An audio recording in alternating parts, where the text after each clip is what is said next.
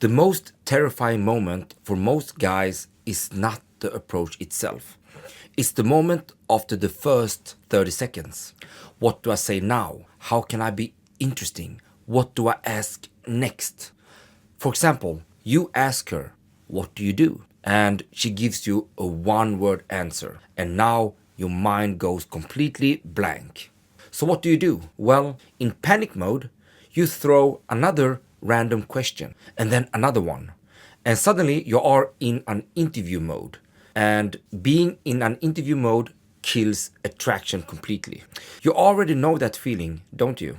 Question after question with no depth makes everything boring and she leaves, at least mentally. The reason why this happens is because no one actually taught you a system for how questions actually build on each other. So let me give you one. Today I'm going to teach you something I call the contextual hook method. It's one of the core techniques inside my conversational threading method. You can think of it as a three-part algorithm that makes sure you never run out of things to say and you always know what to ask. And you will know how to deal with the answer and what to ask next. Alright, so let's get into it. First, very quickly, I will tell you why most guys mess this up. Well, the main reason is because they ask way too many shallow questions. The woman feels like she's being interrogated. One question after another without no depth sounds like you just want to tick off boxes. It feels inauthentic. It feels awkward and she loses interest really quick. There is a big difference between being genuinely curious and asking questions that support that curiosity. I say it again, that support that curiosity. Compare with a guy who doesn't know how to talk, so he just fires question after question after question on completely different topics. I understand that. You don't know what to say, so asking questions feels like a safe way to keep the conversation going. But it kills the attraction and it kills the authenticity. So to fix this, we need a simple foundation before we go into this method. So first, let's talk about the different type of questions. So close-ended questions get short answers. How's your day? Are you from here? Do you like your job? Here, she can only answer with one or two words and then it's closed. That is different from an open-ended question that's going to make her think and talk.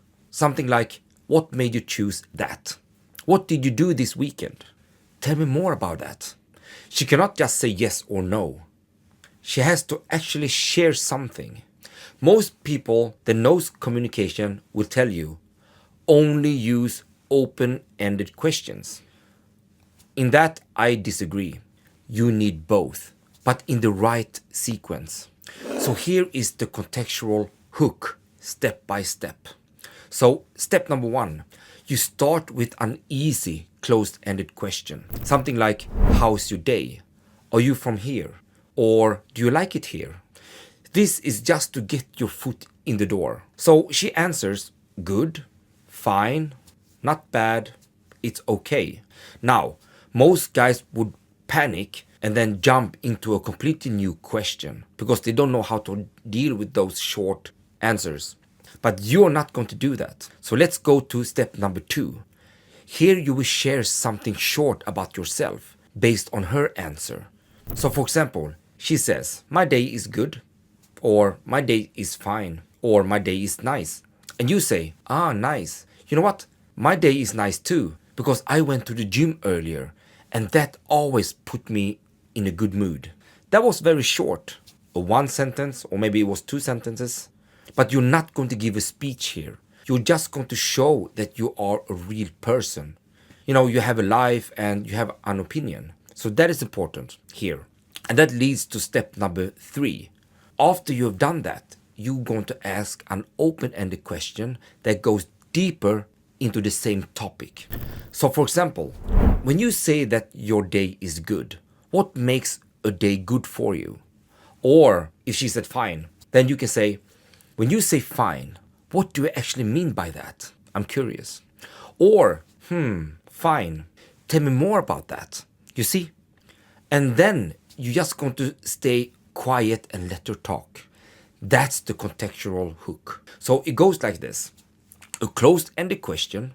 Then you're going to take that and you share something about yourself or your thoughts. And then you're going to ask an open-ended question. You stay on the same topic and you go vertical, in depth, instead of horizontally to a brand new topic every time. No, we're going to stay on that topic long enough. Let me show you the difference.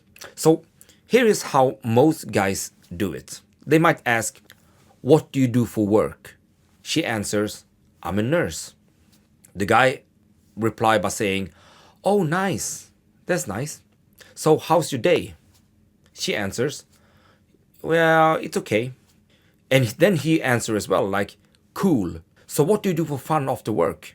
Now she says, I like to hang out with my friends. And then he says, okay, friends are nice. So what's your favorite place to go? And now she's thinking, what the hell is wrong with that guy? I mean, something is off. She feels nothing because there is no depth in any question. It's just question after question after question. Basically surface, surface, surface. So she leaves, or at least mentally. Now, let's make a comparison. Let's use the contextual hook on the exact same answer. So you ask the same question. What do you do for work?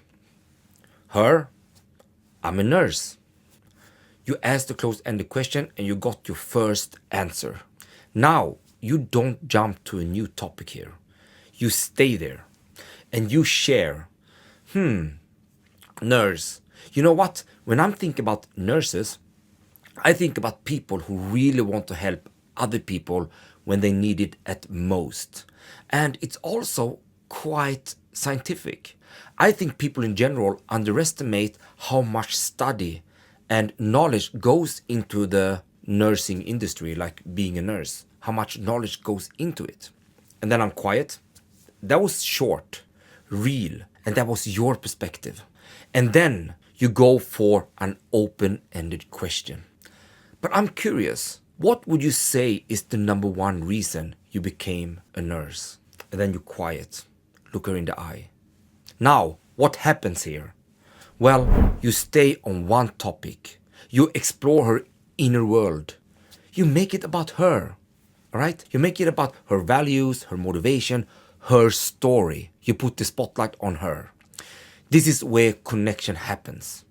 That is why the contextual hook really captures her attention in a real way. She will feel like amazing. She will feel heard. If you want to explore more behind this, including how to handle when she goes quiet or gives you a cold one-word answer, I made a free video training that walks you through the complete conversational threading method. You will find the link in the description. Now, I want you to actually practice this, all right? Because this is a skill set. It gets easier and more natural the more you do it. So here is your exercise. It could be at work or in your social circle or at school, wherever you talk with people, all right? Do this sequence over and over again, all right? Close-ended question, share, and open-ended question. So I will go through it again. You ask an easy closed question to get your foot into the door. And then second, you share one short thoughts or experience of your own based on their answer. And third, you ask an open-ended question that goes deeper into that same topic. And then you stay there. Don't jump around. You go vertical, not horizontal. To make it easier for you, here are 3 go-to questions that you can use tonight. So the first one is, what made you choose that? Let's say that she mentioned her job, her city, her hobby.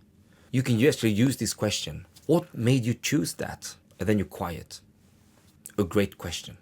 And then number 2, what's the best part of that for you? This takes any topic deeper instantly. It makes her share what she actually likes and values. And now we get into number 3. Tell me more about that.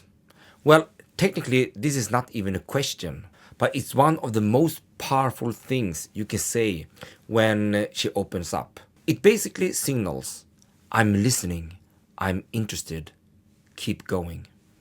If you keep this simple structure in your head, close question, share, and then an open-ended question, and you stay on the same topic, you basically will never run out of things to say.